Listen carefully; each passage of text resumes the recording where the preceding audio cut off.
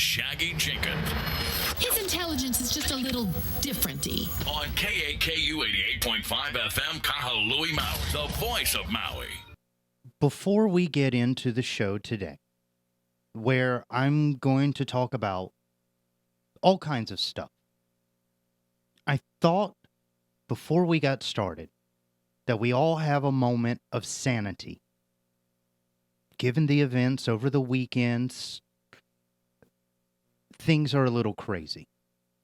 So before I get into trying to be a know-it-all wise ass that kind of makes fun of the things and people that he talks about in a tongue-in-cheek and it's only funny to me sort of way, I thought that as a starter to today, we remind ourselves of a couple of things that are very, very important. One of those things is that in the days and weeks ahead, the tragic events of Orlando are going to be talked about, skewered, dissected, overanalyzed by every single media outlet and every single politician out there. And the thing that they're all going to try to do is to point you in a direction of action. Now, whether or not that's the action of, yay, let's raise the banner of gun control again, or yay, let's raise the banner of terrorism again, whatever banner that they're going to raise in the next couple of days to get you to do something is only to get you into action. And the thing is that maybe now, before all of that stuff happens, we do something that is different in the American culture. We stop and we think before we act.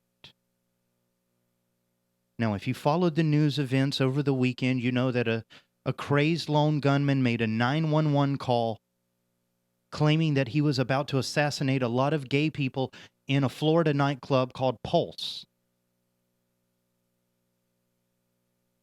He claimed allegiance to ISIS. ISIS, of course, a couple of days before that said that they were going to start targeting American citizens and stuff, and some 50 people lost their lives, and more were injured. Before the news media gets ahead of it is not a story about gun control. It's not a story about mental health. It's not even a story about radicalism. It's a story of real tragedy.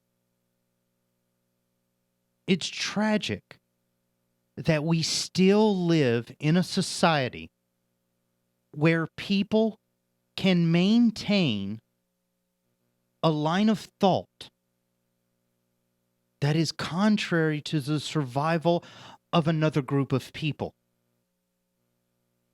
Now, whether that falls under some political, some theological, even some sort of crazy pseudoscientific reason, whatever it falls under,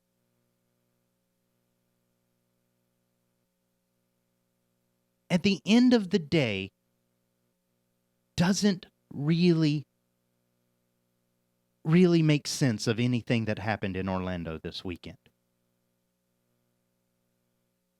And so before the show, I thought that I would tell you that the news media is going to tell you that this was one thing. The politicians are going to try to skewer this another way. We already see the posturing, but before that happens, let's just take a moment to remember that it is a real tragedy.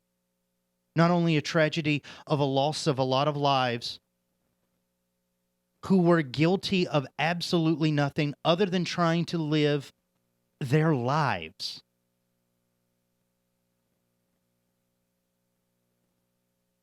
But also, we need to reflect on the tragedy that we live in a world today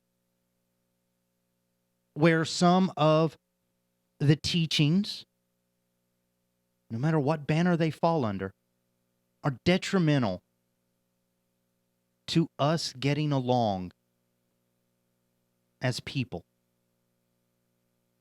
And so before this becomes a gun issue, before this becomes a terrorism issue, before this becomes something that the media uses to point fingers at other people and politicians use to point at laws that they want enacted and things like that, before this turns into a roller coaster, let's have a moment of sanity and think real carefully. What kind of a world do we want to live in going forward? Let's get to the show.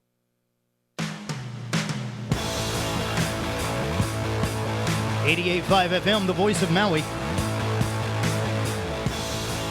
It's the Shaggy Jenkins Show. Welcome to it, everybody.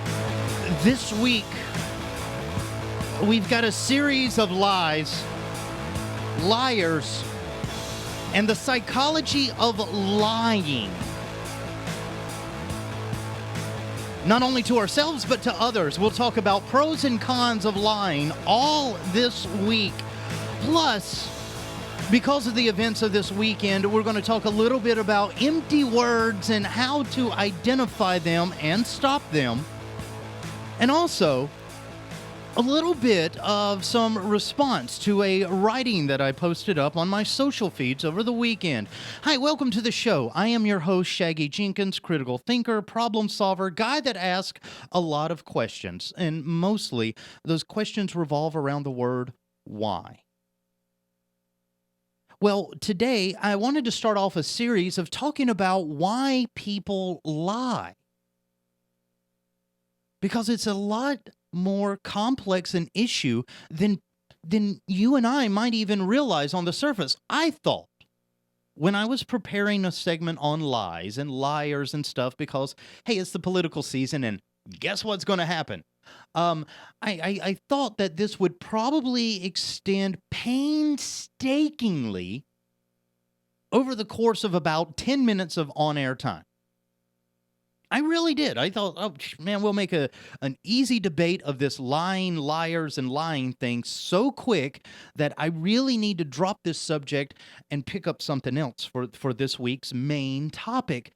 However, the more I looked into lies, the people that do lie, the way that lies are effective, the ways that lies have been used to change the course of human history, and even famous people, not famous like, Kim Kardashian and Kanye West for you kids out there. No, not that famous. We're talking like Ben Franklin, founding fathers famous kind of things.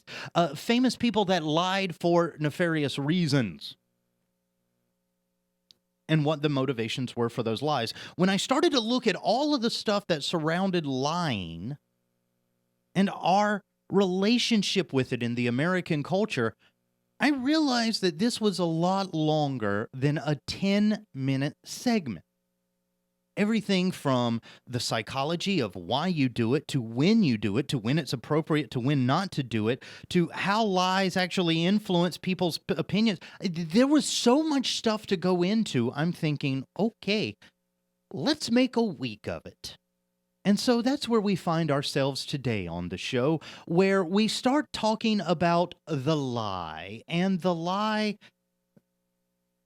has some good sides to it, too. Let's explain something when it comes to a story like Orlando and the shootings this weekend, how lies are going to be used in the aftermath.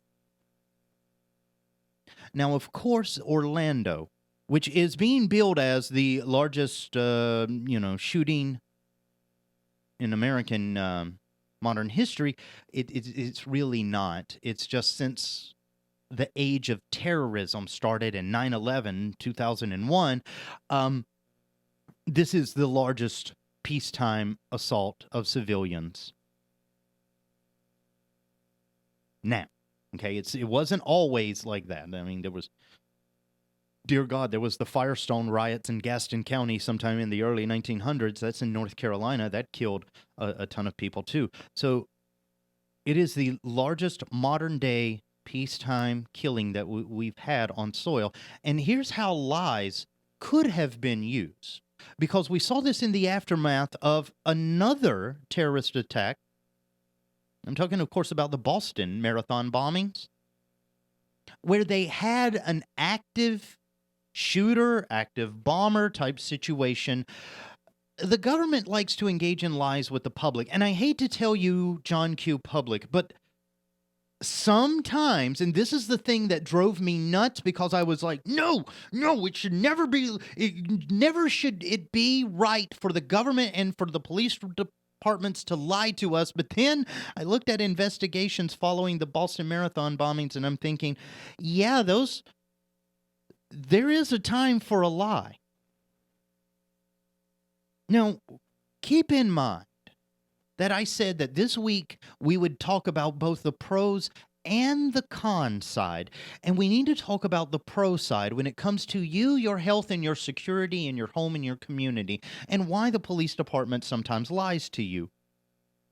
And why sometimes not only does the police department lie to you, but the mayor's office lies to you, the governor's office lies to you, and the president of the United States and Congress and everybody else lies to you. I hate to say this like we're all children, but sometimes it's for our own good.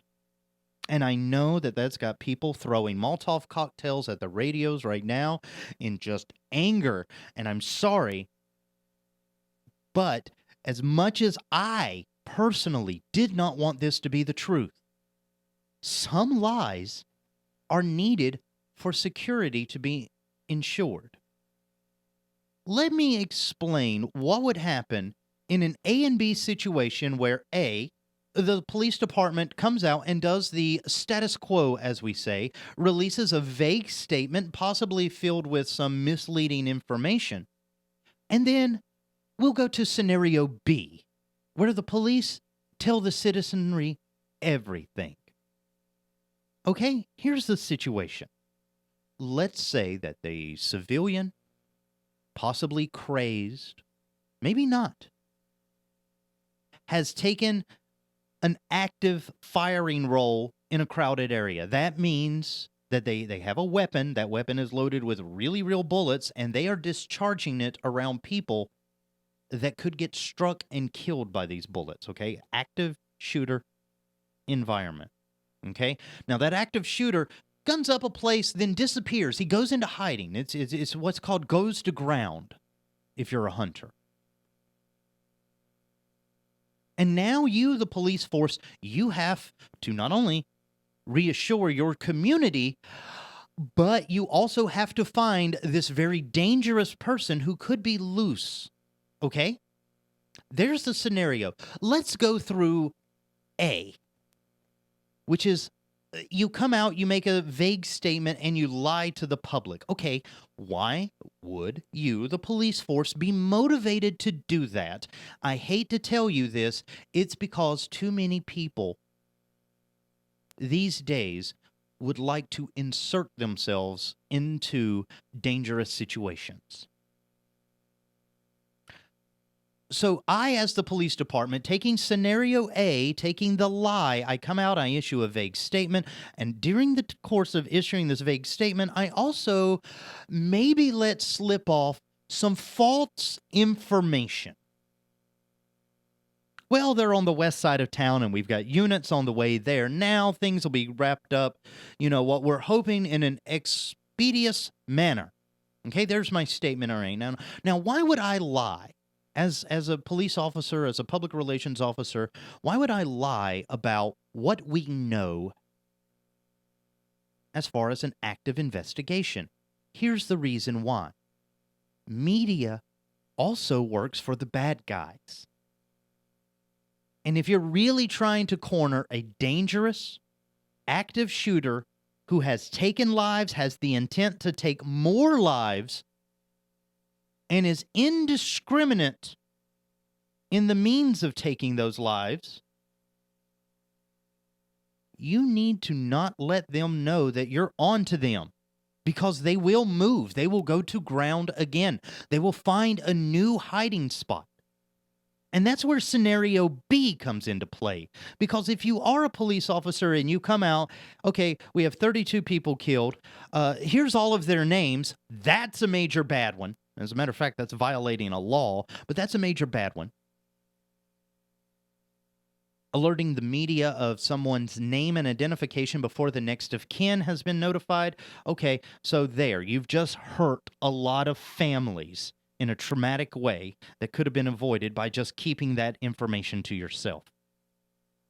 So telling the truth already has cost us one bad moral point. Then you tell everybody that you don't know where this guy is, but you have a good idea that he's on the south side of town. Your active shooter is also listening to this press conference. Now he knows that you know where he is. He's going to move again. He might even react violently again in anticipation of the cops coming to get them. It might escalate the violence even more, raising the death toll, raising the casualty rate. Because you were honest enough to tell them, we're on to you, we know where you're at, and we're coming to get you. In the wild, there is this very common nature law. You never corner a predator. Because the second that you do, their only option at that point is to come out teeth and claws. You're going to get mauled. You're going to get killed. All because you cornered it and forced it into this fight or flight situation. So coming out and telling the truth as a government official sometimes is the worst thing you can do. And I didn't even get to the fourth and final reason why it's bad. Remember how at the beginning of this lies thing, the scenario that I set up, I said that there is also the citizenry that we have to consider?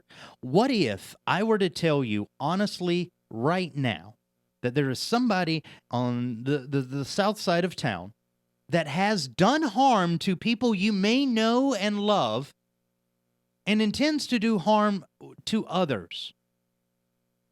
Guess what's going to happen? Vigilantism. And I know what you're thinking. Some of you are really in support of that. Some of you, when you see stories like Orlando, you just can't wait to get your hand on your own weapon. Therefore, escalating the environment of violence that we live in as a whole and not really doing anything to combat the problem. And for you guys, I know that is a quick knee-jerk reaction of an eye for an eye type of thing. They're armed, we need to be armed. I know that seems like a big thing, but think about it this way. Police officers, when they pick up their weapon, when they unclip their gun, unholster it, and draw it into a position of ready. When an officer does that, it is after careful calculation along lines of training that they have had for weeks and of a certification that they have had to go through to own that weapon and to know the right time to discharge it. Everything doesn't work like an action movie. However, certain portions of our society, they want to imagine that it's just that easy, that anybody can be John Rambo. Well, you can't.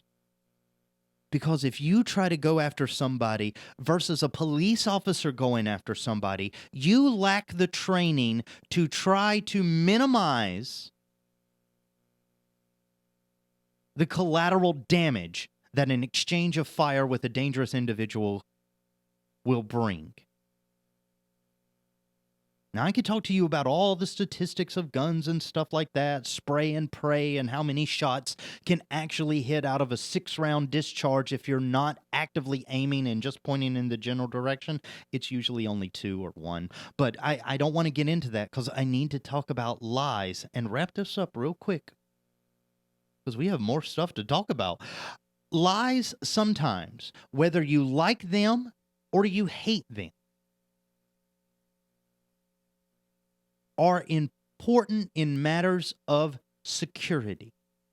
And so whenever you want to kind of turn an angry kind of action towards the police force or something like that when they lie during an active investigation, just know that not only are they doing it for your safety, but they're doing it to expedite the apprehension of a dangerous criminal.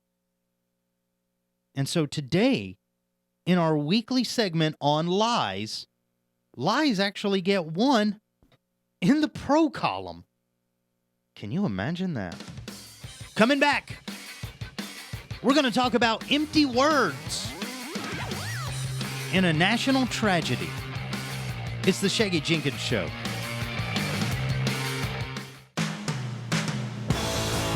.5 FM, the voice of Maui. It's the Shaggy Jenkins Show. Welcome back to it, ladies and gentlemen. So glad that you could join me here at the beginning of your week. We've got a huge week ahead of us, including on this show that's based on the beautiful Valley Isle of Maui. On Wednesday, I will be getting a chance to talk to Real History. Michael Pulliam from the show What's Going On. He'll be in to talk about the history of the Iao Theater. It's on our Way Back Wednesday section. So look forward to that this week. All right, jumping right back into probably one of the biggest stories of the weekend. And I mean, there was a few. There was a few that were kind of catty, but no story is more big and important than the one that came out of Florida. Getting back to that story, I want to read you something that I wrote over the weekend and discuss a little bit of your reactions to it. Because some of them need to be responded in kind. Now, at the beginning of the show today, I asked for a moment of sanity. And the reason I asked for a moment of sanity is because every single time in this country that we go through some sort of national tragedy, the hurt children that we are looks to our leaders to give us some sort of reassurance of things to come, to know that things are okay, to know that we'll be all right. And more and more and more, as time goes on and these tragedies become from sparse to regularly occurring events, some of the platitudes that are given to us by not only media and politics are starting to seem a little empty. And over this weekend, when the Orlando story broke, I immediately started to see the same patterns that we observe time and time and time again here in the other side of media. And it got me a little upset, and I wrote something on my Facebook page. It got shared over to my Twitter and all of that. That got a lot of people either thinking yay or thinking I hate you, Shaggy. And no time in my career that is now over 20 years long in radio, no time in my career have I ever felt like, no, I feel validated in what I'm saying. So I want to share it with you, your listening audience, and share some of your reactions that you gave me as we try to make sense of the tragic events of this weekend. Now, I started it off like this. Oh, and by the way, there's going to be some censorship involved here because it's online. I could write bad words. I'm not going to do that here on the air because I need to keep this job. It's the only way I eat. Here's what I wrote. I'm not known for my strong language on social media, and for years I've shunned its usage. However, today, I think I've found a need to use some strong language. What in the actual F is going on in the world? I'm going to make a plea right now. If you find yourself cheering mass murders, if you find yourself now calling for the extermination of all Muslims, let's not be friends anymore. A matter of fact, if you are a Muslim, a Christian, or worshiping some deity that encourages you to hate, judge, or kill others, go away as well. I'm done with all of the stupidity your ideology breeds and of the mass of ignorant followers you collect that are like-minded. I'm tired of hearing thoughts and prayers instead of this has to stop now while people are grieving. Your thoughts and prayers are worthless. You might as well be offering your empty platitudes to stone statues, where at least the emptiness of words is met equally with the emptiness of action. That's the only situation that a thought and prayer can be applicable in any helpful sense. Now, I've lived long enough to know a few things about planet Earth. Since a few people have forgotten these lessons, I'll reiterate them now. Lesson 1. You can't go through life with hatred. It will only breed ignorance. Lesson 2, ignorance is the main tool of religious zealotry and zealotry in general. Number 3, no religion in the world actually shows you to be a good and allows you to be a good and honest person without some sort of reservation, some sort of caveat to the deal. You can't just go out and be nice. Number 4, and this one's important. The human race is essentially the same on a genetic level, with only 6 or 7 total variations in the DNA between every single one of the billions of life here. Therefore, no one is any more or less human than the rest of us. Lesson 5. It took us millions of years to come to this spot in our history, but only a second to send us all backwards. Some people actually want that second to happen. Number 6. Not everything done for the protection of women and children has been done in the best of intentions. And I hate to use this cultural reference, but it's easy for everybody to understand it as universal. Remember, Hitler thought the Jews were a threat to the German woman and child. And that message allowed him to kill millions with little resistance. Because it was done for the protection. Lesson 7 in life. People love exploiting the undereducated for their nefarious plans because a lot of things only run on pure stupid. Take our current political race, for example. Idiots love a louder idiot. Lesson 8. At no point in human history has lifestyle thought, gender identity, sexual orientation, at no point has any of those things been an airborne biohazard. There is no harm in sharing the same air as anyone else. Number 9, and this is the most painful lesson. You can't kill stupid, but you can stack the bodies pretty high. None of that will ever change things, though. Which brings us to lesson 10. Being human is a choice. Some people actively prefer to be mindless apes, and you can't help them. Not everyone is happy that evolution worked and will actively work against it. Instead of getting rid of people we disagree with, maybe now we should try to get rid of the teachings, institutions, religions, and others that create meaningless conflicts. All of these things have tried to change the world and it failed. So maybe it's time that we change the way that we think about each other. And that's what I wrote. And I thought that I would get a lot of people that would be like, wow, well said. And I did get a couple of those. But then I got the other side of the equation.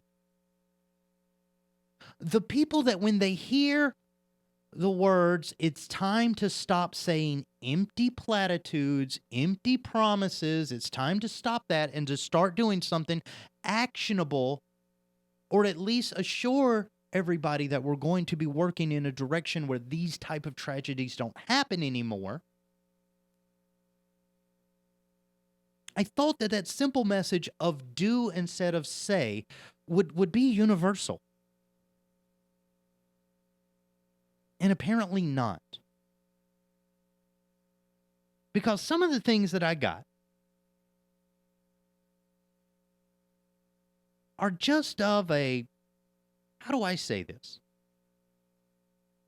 Let's find somebody to point the finger in. As a matter of fact, one of the comments basically said, I strongly agree that we should start by getting rid of media outlets. In my opinion, they are the main source of this nonsense. And then there's a long thing about how the media reported on Columbine, and then all of a sudden you had copycat kids that wanted to go out and do their own school shootings, and the media covered them. And then there was this culture of people. Look, I hate to tell you this, but that's always been a reality. We seem to forget that the culture of crime in America is a little bit of a celebrity circus, depending on what kind of crime you do. And certain criminals love the negative attention. If you think that something like Columbine set some sort of precedent where the media covered something and you have copycats, please may I refer you to America's beloved sweetheart gangsters of Bonnie and Clyde, who only got in on the act after they had heard other people doing the same thing, and then would do it in such a huge, magnanimous nature so that they themselves could enjoy their own press coverage of their life of crime. Now, of course, we saw where that ended with them. And then time and time and time again, as we see criminals trying to make themselves known to the world through media, through creating hysteria, through creating and propagating things like terror. We've seen this through history time and time and time again. So this isn't a new fad that we can just say, hey, this Orlando shooting was the media's fault. Because it's not. And I'm not trying to defend mainstream corporate media, because let me tell you, it's only been about 48 hours since the shooting at this point, and already the sin counter is too high for the computers we use to count the sins of media. It's now in a corner in a pile of rubble smoking. Because already the misinformation, the trying to, and this is the one thing that modern journalism really pisses me off about, is every journalist wants to be seen as not only a journalist, but as an activist. And you can't have it both ways. You have to, as journalists, maintain the integrity not to insert your thought, your biases into the story, to lay out the facts in a who, what, where, when, how. Hopefully interesting enough so people will stick through it, because boys and girls news is important and we should all be watching more of it. As a matter of fact, we should stop watching the news that we're watching now, find better news, and then watch that news instead. But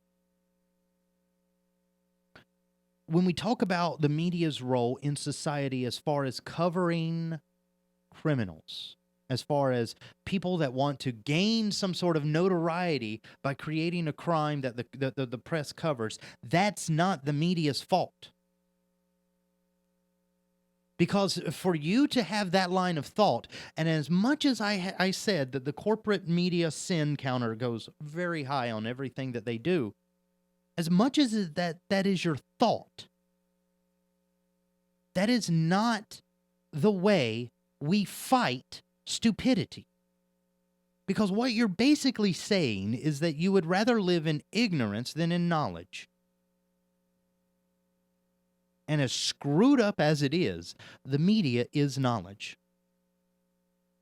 It is information.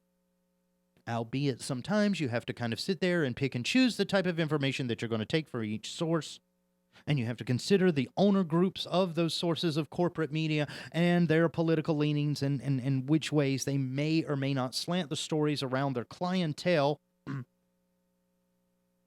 Boy, news is complicated. But once you get through all of those factors,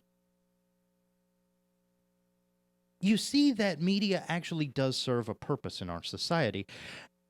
And at the same time, our society has exploited media, sometimes in deranged ways. Bonnie and Clyde, the Columbine shootings, the Boston Marathon bombings, this Orlando shooting, Oklahoma City bombings, 9/11. These were acts done to get media coverage first and foremost. There was no thought in the amount of lives that would be lost. There was no thought of the damage that would be wrought in the aftermath of any of those things. It was done as a decision purely to elicit media coverage. And you can't blame the media for that motivation. Last week we talked about anger and directing anger in the right places and the wrong times and stuff. Well, this is it. Classic misdirection. Bad story happens, media covers bad story. People get mad at media for covering bad story because they say if you cover this bad story, another one will be on the heels of it because somebody else will say, aha, I can copy that. Now, if that was true, imagine how violent of a world that we would live in. Not all of the population of planet Earth is susceptible, dare I say stupid enough, to do that.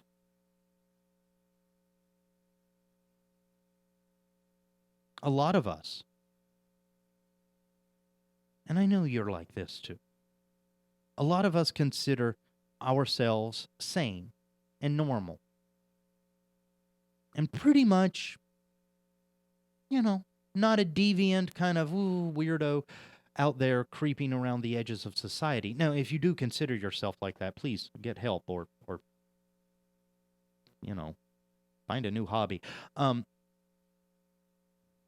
It is that consideration as a sane, normal person that I ask you, that when you look at things like tragedy in the news, you don't blame the news for the tragedy.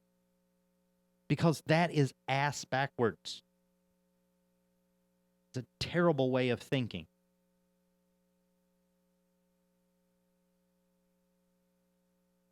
And that was just one of the comments I'd got about, at least what I thought was objectively something that we should all be thinking.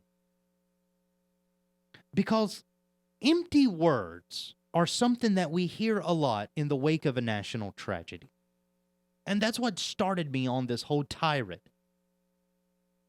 We always hear, and we saw this immediately in the aftermath of Orlando, we always hear and we always see on Twitter and Facebook, and wherever we see this stuff, we always see my thoughts and prayers are out with these people. My thoughts and prayers are out with people. Okay, can I ask you a question? At what point does a thought or a prayer change the events of what happened? At what point does a thought or a prayer, unless that is a constant thought, because that's not empty. But most of the time when somebody says thoughts and prayers, that is empty.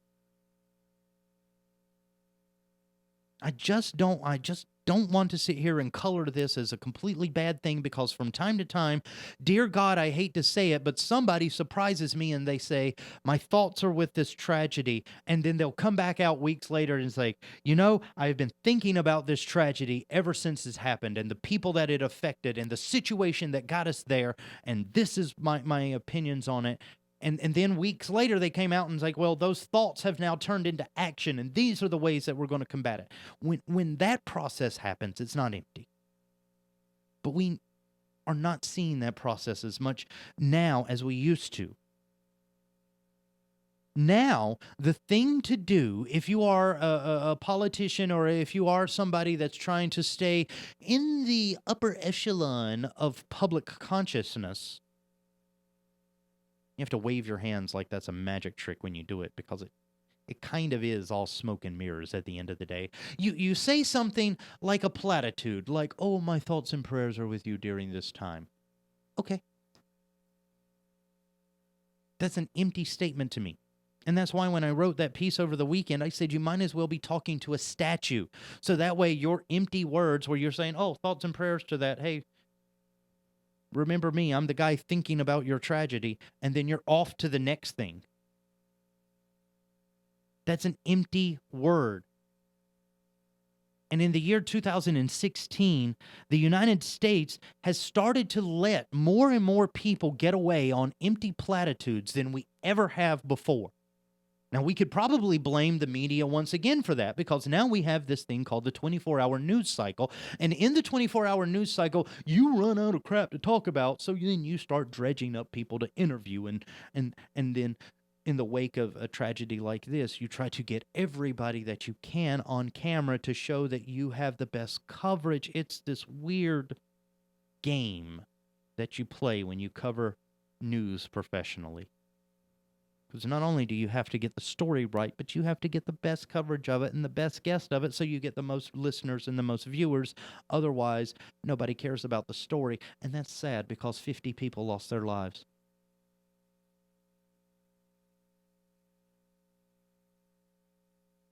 And that's the thing that we forget in moments like this.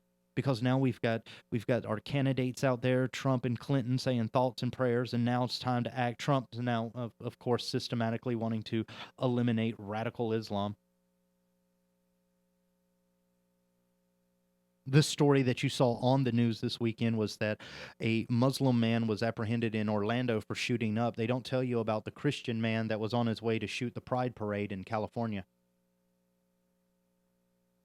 Car loaded full of explosives and guns. You don't see that story so much. It happened during the same time frame as the Orlando thing. But because the Muslim terrorist story is more sexy to the media, that's what they're going to go to. Instead of, as a whole, and this goes especially true of our politicians as a whole, of looking at these two stories together and juxtapositioning them in such a way where you say, look, people, stop killing each other. I don't care what you believe anymore. All right, you want to have this little, and this is right and that's right, not in this country.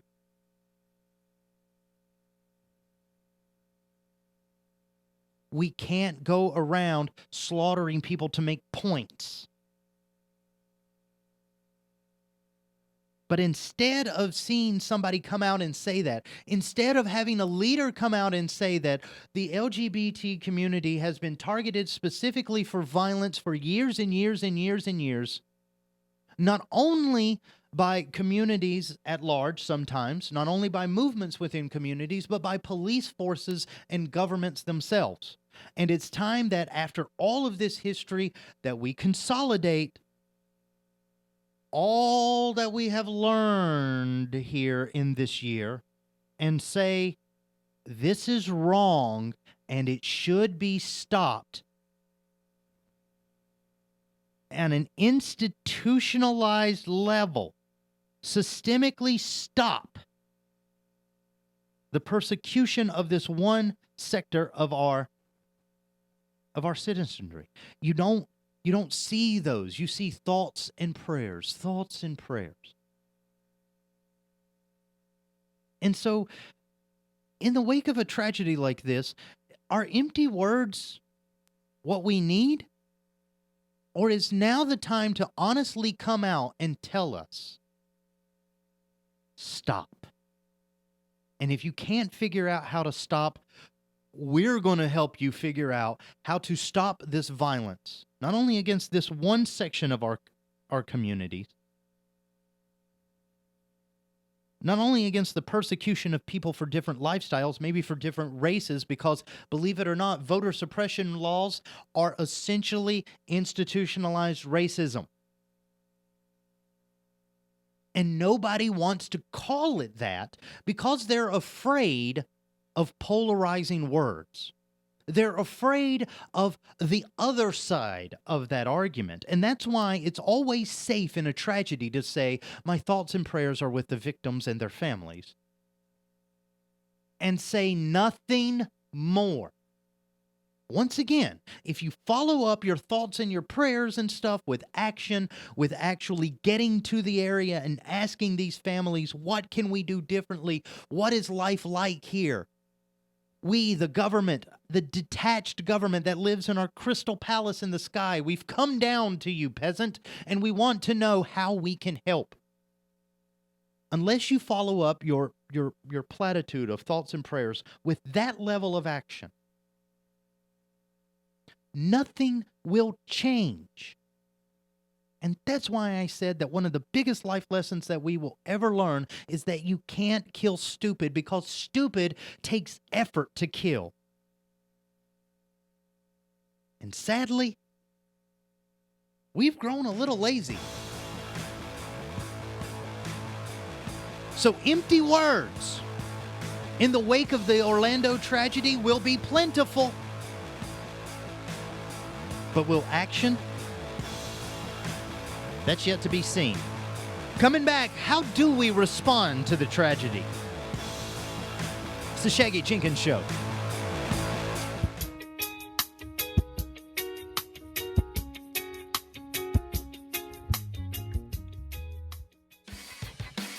.5 FM, the voice of Maui. It's the Shaggy Jenkins Show. Welcome back. Last segment before we get out of here for today. Remember, if you would like to follow me online on my social media, where you can feel free to disagree with me all you want. At Twitter, it's at Shaggy Live. And on Facebook, it's facebook.com/Shaggy Live. We've been talking about the events of last weekend's Orlando shootings. The possible tragedy that was about to go down in California, the Pride Parade in San Diego. They apprehended a young man out of Ohio with a trunk load of guns and explosions. You know, explosions. Oof. Now I'm thinking all action movie. But you're not going to see that story mentioned so much because, hey, let's just be honest. White guy from Ohio, not quite as good in the news as, terrorist in Florida. Let's talk a little bit, though, about response, because this is something that everybody always wants when a tragedy cost American lives on American soil. We always want some sort of response. And we wait for others to give us the go-ahead to that response, whatever it may be. We look to our leaders, we look to the president, we look to our governors, our mayors, our community leaders. Some of us even look to our pastors and priests and rabbis. Making sure I named all the groups that are relevant. Okay, yeah, I think so. But we look to them for the go-ahead for response. I don't want to talk about them because we've been talking about them the whole show, and I've told you that it's just going to be a circus. Strap yourself in, kiddies. The ride is going to get bumpy. I want to talk about your response. And I know what you're thinking. Well, I don't live anywhere near Florida. I don't know any of the victims. I don't know any of the victims' families. I don't know anybody in the gay lifestyle. It's not a lifestyle. They're just gay. But anyway, moving on. you're probably thinking, why are you asking me about my response versus doing what you're good at, Shaggy, which is asking government and bigger people for their responses? Because when it comes down to you and how you look at the world, you are a part, a tiny, tiny part of a huge picture. And if I can convince you that we need to stay calm, that we need to think about things critically, that we need to analyze things completely, that we don't need to be reactionary in our retaliations, if I tell you that and you behave like that, there's a good chance that somebody out there will be influenced by your sane, calm, pragmatic approach to life. And they'll also follow that example. Because how our politicians want us to respond is one way. How the media wants us to respond is a completely different way. How our civic leaders and our religious leaders want us to respond are different as well. What about us? What about you and your response that can actually make this world a better place? Now, I know today here on Maui, South Kihei Road, at 5:30, there is a vigil at the Sunseeker, a candlelight vigil at 5:30 for the victims of the Orlando shootings. And if you would like to be a part of that, go. Gay, straight, or otherwise, all are welcome, just like the United States. And remember how I said that this is about you and your response? If the idea of people having a different way of life than you bothers you, get over it. If the fact that you can watch the news and see somebody targeting another group of people just because of different beliefs in how life should be dictated and what rules we live by, there are none. There's all this thing called the social contract, which is hilarious to get into, but I'm not going to. It will take a whole other hour just to explain the basics of. But back to the story. When it comes to your response, you can respond like this. Stop thinking that there is a right and a wrong way to live life. There is a life of good, and then there is a life of harm, whether to yourself or others. And just like yin and yang, we always find ourselves on one side of that coin and equation than the other. But you're going to cycle through it all the time. And that's okay. Just understand that your way of living and your way of thinking isn't the only way we're all supposed to live. So when I ask for people's responses, I'm not asking about the president's response. I'm not asking about the governor's response or anything like that. I'm not even asking for the police department's response. I'm talking about us, me and you. Our response should be love each other because we're all we got. Remember that we have a common enemy, stupidity, and we can fight it no matter what we believe. And last but not least, at no point in human history has killing someone for their ideas been appropriate. And I don't care what banner you wrap it under, religion or otherwise. That's the show. We'll see you next time.